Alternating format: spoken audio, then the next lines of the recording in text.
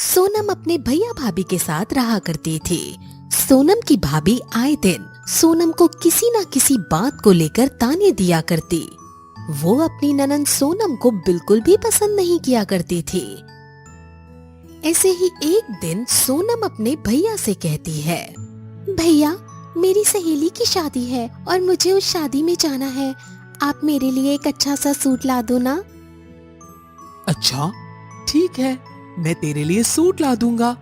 और कुछ भी चाहिए क्या तुझे? नहीं भैया, बस मुझे सूट चाहिए, बाकी सब कुछ है मेरे पास। इतना बोलकर सोनम का भाई अपने कमरे में चला जाता है।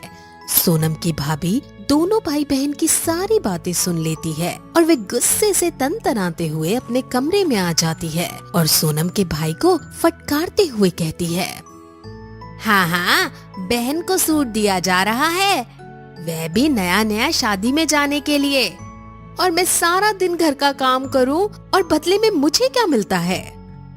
अच्छा तो तुम्हें भी कुछ चाहिए? बताओ अब तुम्हारी क्या इच्छा है? मेरी इच्छा ये है कि तुम सोनम को कुछ भी नहीं दिला रहे हो।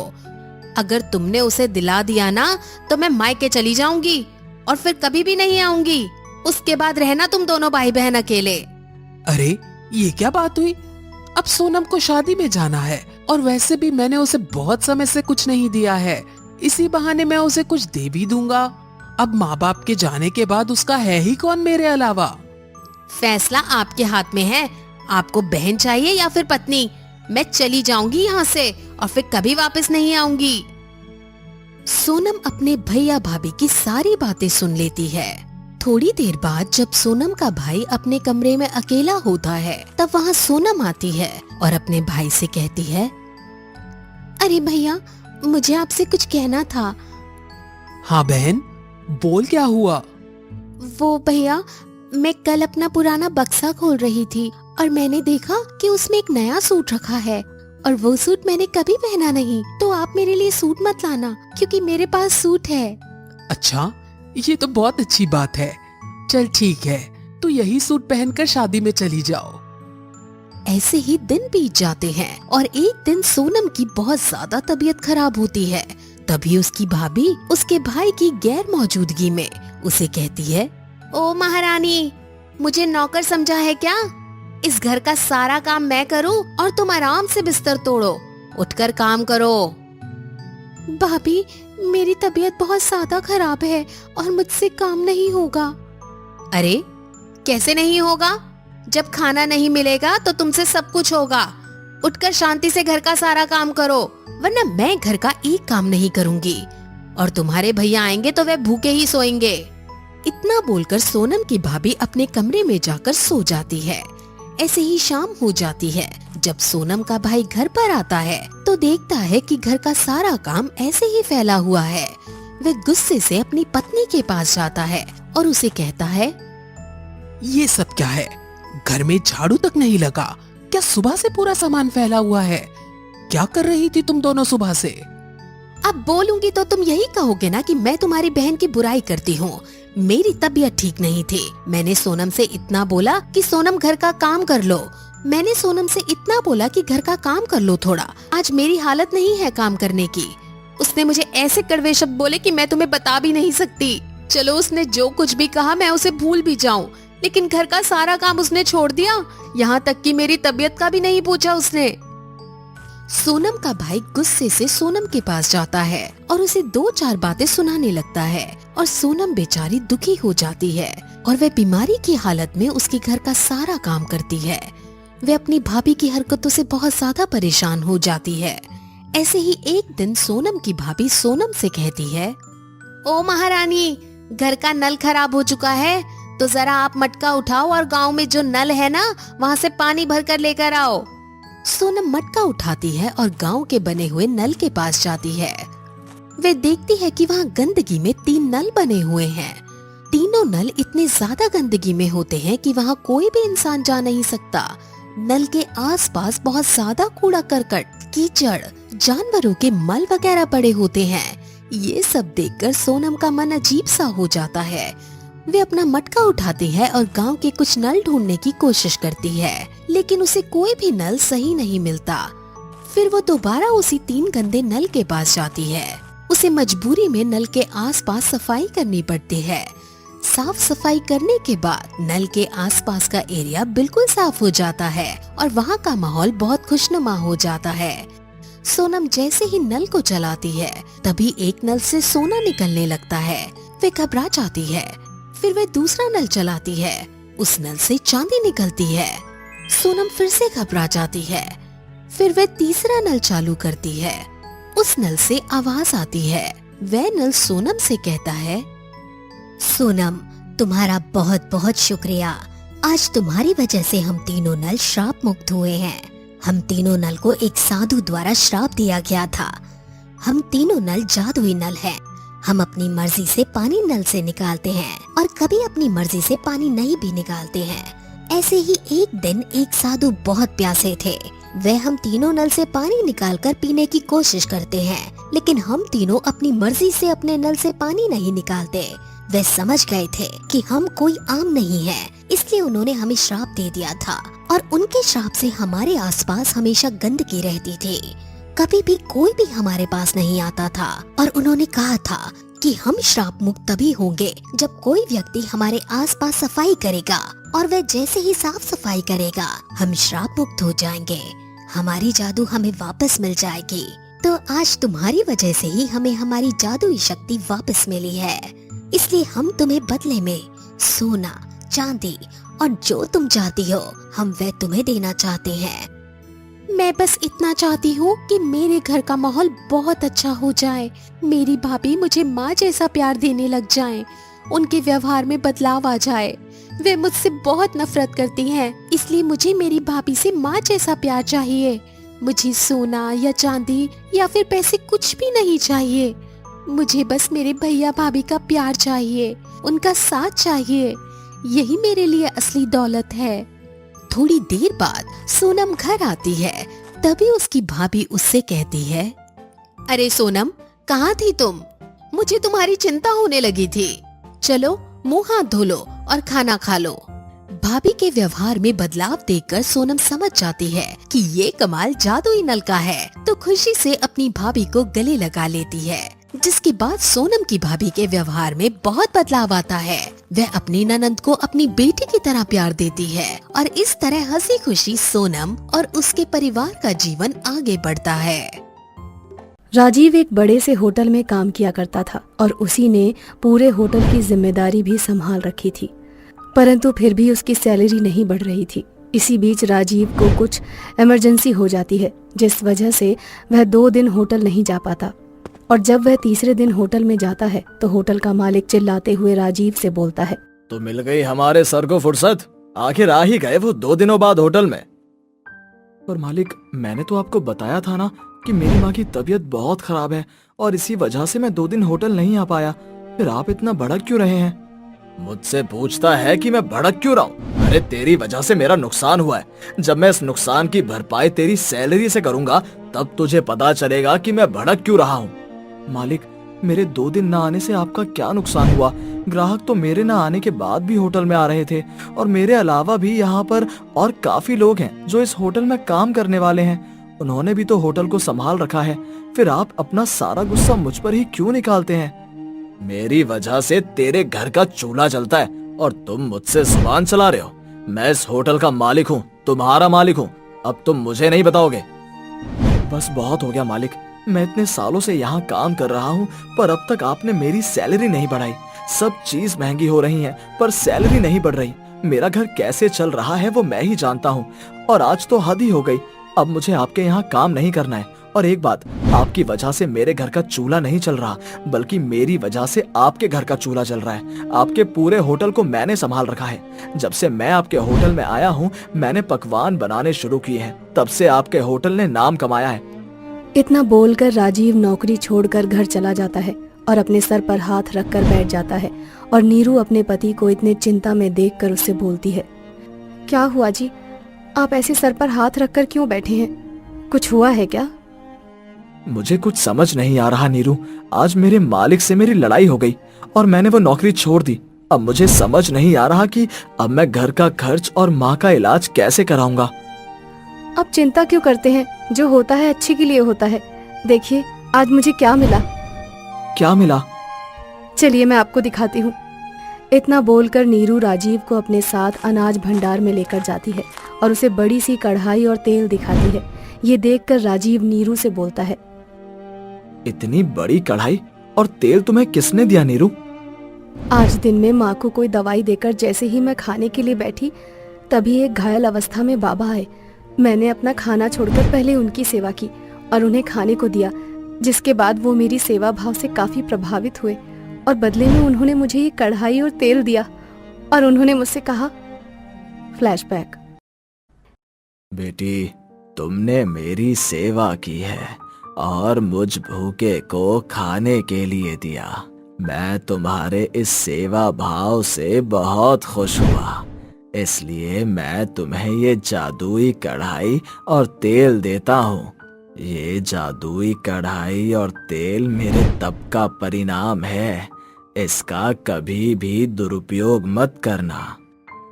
इतना बोलकर बाबा एक मंत्र पढ़ते हैं और अपने कलश से गंगा जल निकालकर जमीन पर गिरा देते हैं। अब कुछ ही देर में नीरू के सामने जादुई कढ़ाई और जादुई तेल प्रकट हो जाता है और बाबा जादुई कढ़ाई और जादुई तेल देकर वहां से चले जाते हैं। अब जब आपने नौकरी छोड़ दी है तो मैंने भी सोच लिया है कि हम अपने इस हुनर का अब अच्छे से इस्तेमाल करेंगे और खुद के लिए हम इस जादुई कढ़ाई और जादुई तेल की मदद से अपना खुद की एक छोटी सी दुकान खोलेंगे। तुम सही बोल रही हो नीरू।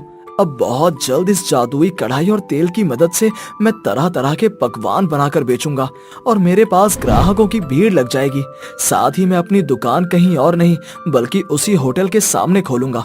जब मेरी दुकान उस होटल से ज्यादा चलेगी तब मेरे मालिक को पता चलेगा कि उसने कितने अच्छे काम करने वाले व्यक्ति को खोया है। अब राजीव बिल्कुल ऐसा ही करता है और वो कुछ पैसे उधार लेकर उस होटल के सामने अपनी छोटी सी दुकान खोल लेता है और जादुई कढ़ाई की मदद से तरह तरह के पकवान बनाता है। अब राजीव उस जादुई कढ़ाई से जब भी कुछ बोलता, वो जादुई कढ़ाई और जादुई तेल आइटम को फटाफट बनाकर राजीव के सामने पेश करते थे। अब राजीव जिस भी पकवान का नाम लेता, नाम लेते ही वो पकवान अपने आप कढ़ाई में बनने लग जाता और इसी तरह से अब राजीव की दुकान पर ग्राहकों की भीड़ लगी रहती थी। ये सब देखकर राजीव के मालिक को बहुत गुस्सा आता है और ऐसे ही एक दिन राजीव की दुकान पर एक छोटा सा बच्चा आता है जो उससे बोलता है, अंकल अंकल, क्या आपके पास समोसे हैं? बेटा, मेरी मिठाइयों की दुकान है, मैं समोसे नहीं रखता। क्या आपके भी पास समोसे नहीं है क्या?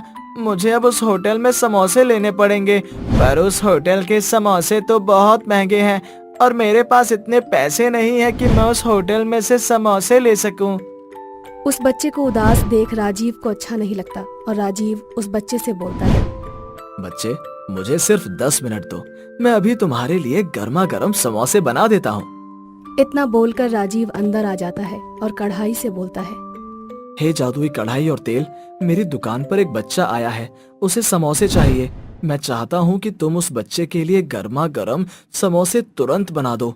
राजीव के इतना बोलते ही उस कढ़ाई में समोसे अपने आप छनने लग जाते हैं, परंतु ये सब राजीव का पुराना मालिक देख लेता है और उसे पता चल जाता है कि जादुई कढ़ाई और तेल की मदद से राजीव का व्यापार धीरे धीरे तरक्की कर रहा है। जिसके बाद शाम को जब राजीव अपनी पत्नी के साथ घर में सो रहा होता है तब राजीव का मालिक आकर उसकी जादुई कढ़ाई तोड़ देता है और उसके जादुई तेल को नाले में फेंक देता है, जिस वजह से उस जादुई तेल और जादुई कढ़ाई की सारी शक्तियां खत्म हो जाती हैं। अगली सुबह जब राजीव ये सब कुछ देखता है तो वो अपनी बीवी नीरू से बोलता है, नीरू, हमारी कढ़ाई किसी ने तोड़ दी है और हमारा तेल भी फेंक दिया है। नीरू, अब हमारे पास जादुई कढ़ाई और तेल नहीं रहा, अब हम फिर से गरीब हो जाएंगे। कितनी मुश्किलों से मैं तरक्की पर पहुंच रहा था। आप चिंता मत कीजिए, मैं उन बाबा के पास फिर से जाऊंगी और उन्हें सारी बात बताऊंगी। मुझे पूरा यकीन है वो बाबा मेरी मदद जरूर करेंगे। इतना बोलकर नीरू राजीव के साथ उस बाबा के पास जाती है और उन्हें सारी बात बताती है। साथ ही उनसे दोबारा से जादुई कढ़ाई और जादुई तेल मांगती है, जिस पर बाबा उनसे बोलते हैं, राजीव, बिना जादुई शक्तियों के तुमने उस होटल को तरक्की के 7वें आसमान पर पहुंचाया था और अब जब तुम्हारी खुद की बारी है तो तुम एक जादुई कढ़ाई और तेल की मदद लेना चाहते हो। तुम्हें खुद निर्भर बनना पड़ेगा आखिर कब तक तुम जादुई कढ़ाई और तेल की मदद लेते रहोगे? इंसान को कभी भी किसी चीज पर इतना निर्भर नहीं होना चाहिए।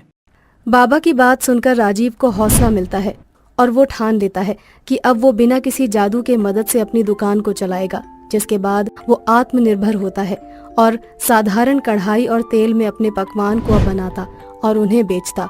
इस तरह से राजीव कुछ ही महीनों में अपना खुद का बहुत बड़ा होटल खोल लेता है और उसकी दुकान पर हर समय भीड़ ही रहती थी। ये कहानी है भीमपुर नामक गांव की, जहां पर 3 दोस्त रहा करते थे, जिनका नाम अर्जुन, महेश और विपुल था। इन तीनों में बहुत ही गहरी दोस्ती हुआ करती थी। तीनों दोस्त बेरोजगार थे, जबकि सारा दिन कभी यहाँ तो कभी वहाँ ये तीनों मटर गश्ती किया करते, लेकिन बातें बड़ी बड़ी किया करते थे। ऐसे ही एक दिन तीनों दोस्त एक पेड़ के पास बैठकर ताश खेल रहे होते हैं। तभी अर्जुन अपने दोस्तों से कहता है, अरे यार क्या बताऊं, सोच रहा हूँ बिजनेस कर लूं, लेकिन बिजनेस करने के लिए इतने पैसे भी नहीं है मेरे पास, तो बहुत परेशान हूँ यार अपने काम को लेकर।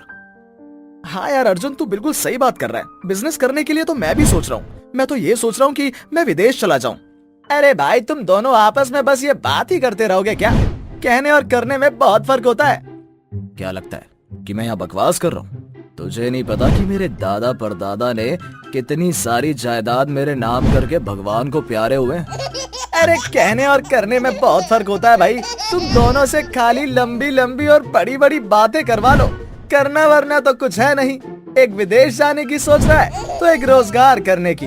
बातों में दम नहीं बल्कि कर्मों में दम होना चाहिए। तुम दोनों तो ऐसे ही हो निठल्ले। तुमसे बढ़िया तो मैं हूँ, कम से कम कुछ कर नहीं सकता तो ऐसी बकवास तो नहीं करता ना कि मैं ये करूँगा वो करूँगा। देख विपुल, मजाक बनाने से पहले ना 100 बार सोचना चाहिए। और तू हमारा दोस्त होकर भी हम दोनों का मजाक बना रहा है। तुझे अभी अंदाजा भी नहीं है कि हम दोनों अगर गुस्से में आ गए तो तेरा क्या हश्र करेंगे। क्या कर लोगे तुम दोनों मेरा, हैं?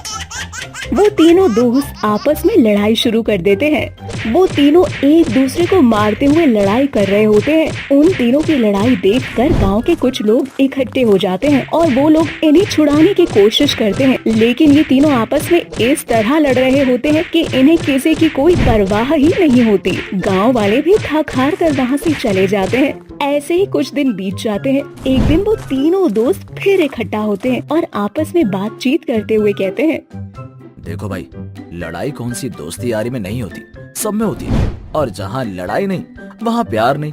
हम तीनों एक दूसरे से बहुत प्यार करते हैं और तुम दोनों तो मेरी जान हो यारो। हाँ अर्जुन यार, बात तो तूने बिल्कुल सही कही। लड़ाई कहाँ नहीं होती, लेकिन अब जैसा भी हो है तो हम तीनों एक दूसरे के दोस्त ही ना। हाँ, बातें करना तो कोई तुमसे सीखे।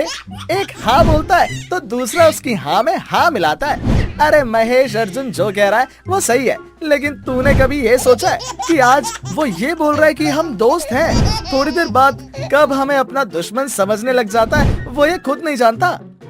हाँ, ये विपुल का कहना भी बिल्कुल सही लग रहा है।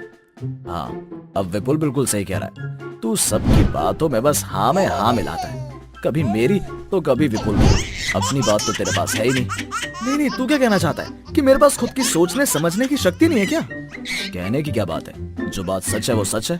तू हाँ में हाँ मिलाता ही है। अभी थोड़ी देर पहले मेरी हाँ में हाँ मिला रहा था और अभी विपुल के। तुम दोनों आए दिन मुझसे लड़ते रहते हो, किसी ना किसी तरीके से मुझे नीचा गिराना ही चाहते हो। इस तरह फिर से इन तीनों में लड़ाई हो जाती है। तीनों फिर से एक दूसरे को मारते पीटते हुए लड़ाई कर रहे होते हैं कि तभी उनके सामने 3 जादुई सांप आते हैं। वो सब आपस में लड़ रहे होते हैं। ये देख वो तीनों दोस्त अपनी लड़ाई बंद कर देते हैं और उन सांपों को लड़ाई करने से रोकते हुए कहते हैं, अरे ओ सांप, तुम लोग क्यों लड़ रहे हो? आपस में लड़ाई करना कितनी बुरी बात है।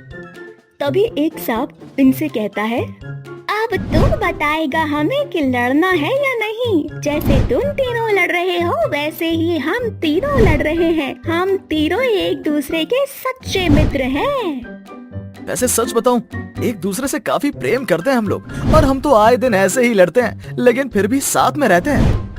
महेश की बात सुनकर वो तीनों सांप आपस में खुसुर फुसुर करने लगते हैं। उन तीनों को खुसुर फुसुर करता देख विपुल कहता है, अरे क्या एक दूसरे के कानों में खुसर फुसर कर रहे हो सांप? जरा हमें भी तो बताओ, आखिर बात क्या है? हम तीनों सांप तुम तीनों दोस्तों को ये बताना चाहते हैं कि हम तीनों एक जादुई सांप हैं और तुम तीनों हम तीनों सांप से एक एक अपनी कोई भी इच्छा पूरी करवा सकते हो। तो बताओ तुम्हें क्या चाहिए अर्जुन? मुझे बहुत सारा सोना चाहिए जिससे मैं बहुत ज्यादा अमीर हो जाऊं। तब ये दोनों मेरे दोस्त मेरे घर पर नौकरों का काम करेंगे। तुम बताओ महेश, तुम्हें क्या चाहिए? मुझे तो बस बहुत सारा पैसा ही पैसा चाहिए ताकि मेरे दोस्त मेरे आगे पीछे घूमे। विपुल, अब तुम्हारी बारी, तुम्हें क्या चाहिए? मुझे तो शर्म आती है इन दोनों को अपना दोस्त कहते हुए। मेरे दोस्त होकर भी इनकी औकात नहीं, कोई पैसा और कोई सोना मांगता है। भला मुझे तो हीरा चाहिए, हीरा, वो भी इतना कि पूरा गांव छोटा पड़ जाए। इतना हीरा चाहिए मुझे। तुम तीनों को अपनी इच्छा अनुसार सोना चांदी पैसा तभी मिलेगा जब तुम हम तीनों सांपों की रेस में जीत जाओगी, और जो जीतेगा उसे उसके मन के मुताबिक पैसा हीरा सोना चांदी वो जो भी चाहता है वो उसे जरूर मिलेगा। लेकिन उससे पहले तुम्हें इसका विजेता बनना पड़ेगा। इसमें कौन सी बड़ी बात है, जीतना तो मुझे है ही। ये दोनों फट्टू हैं। देख, जुबान संभाल कर बात कर, समझा? नहीं तो क्या कर लेगा? अरे लड़ो मत यार, अभी लड़ने का समय नहीं है।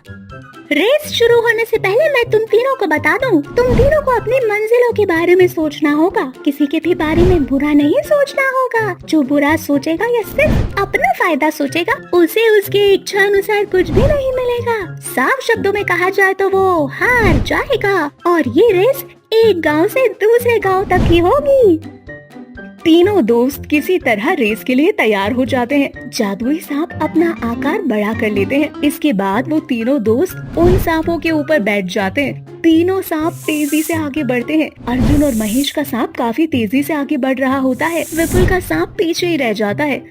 अपने मन को साफ रखते हुए वो रेस की तरफ बढ़ता है। ऐसे ही अचानक से विपुल का सांप काफी आगे बढ़ जाता है और महेश और अर्जुन का सांप पीछे रह जाता है। तभी महेश और अर्जुन अपने अपने मन में कहते हैं, गलती कर दी मैंने इस सांप के ऊपर बैठकर। काश मैं विपुल वाले सांप के ऊपर बैठता तो आज मैं आगे होता। हे भगवान, कैसा निठल्ला सांप है ये, इतनी धीरे धीरे चल रहा है। मुझे तो लग रहा है ये विपुल जीत जाएगा। थोड़ी ही देर बाद विपुल अपने सांप के साथ इस रेस का विजेता बनता है और वो सांप उसे खूब सारा हीरा देता है। ये देखकर अर्जुन और महेश उस सांप से कहते हैं, ये सब क्या है? ये विपुल कैसे जीत गया? अगर तुम तीनों जादुई सांप हो तो तुम दोनों को भी जीतना चाहिए था ना? हमने तुम्हें पहले ही बताया था इस रेस का नियम। इस रेस में मन को साफ रख के ही आगे बढ़ना है। जिसके मन में किसी को लेकर बैर आ जाएगा वो हार जाएगा। ये सुनते ही महेश अर्जुन सर पटक पटक कर रोने लगते हैं।